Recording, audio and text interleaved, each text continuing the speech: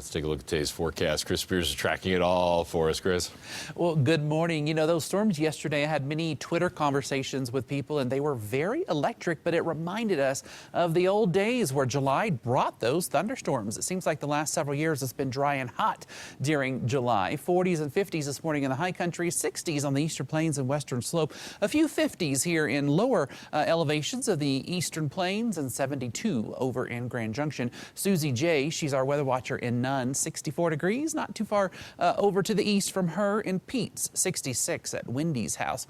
Before we dive into our weather, let's briefly talk about Tropical Storm Barry. Still spinning over north central Louisiana. It will make a crawl across Arkansas over the next 36 hours, gradually weakening to a tropical depression. They are going to see some pretty big issues with flooding. In fact, the delta here of eastern Arkansas, western Tennessee, 4 to 8 inches of rain there in the lower Mississippi River Valley. Flooding is certainly a huge concern in that part of the country.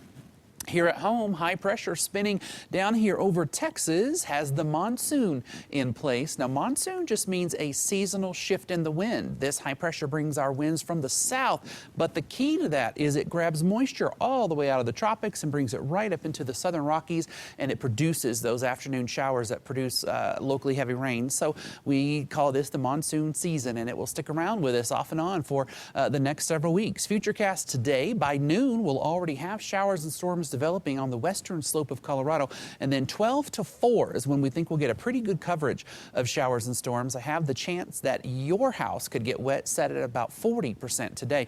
Any storms that popped will be moving slowly with locally heavy rain, potential for small hail, and they could once again be quite electric with a lot of cloud to ground lightning, just like we saw yesterday.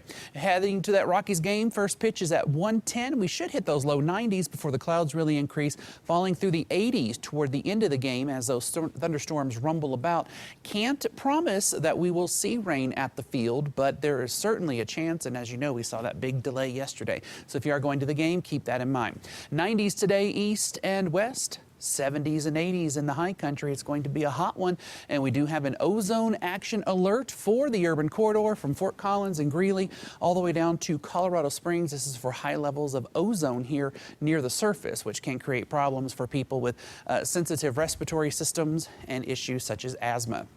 90s for the next 5 days. In fact, this monsoon moisture that we have in place right now, Joel, should retreat and it dries out. And that means Tuesday, Wednesday, and Thursday, look at that, we will either be at or flirting with the triple-digit century mark, and that heat goes right into next weekend and early next week. So a really hot stretch of weather on the way.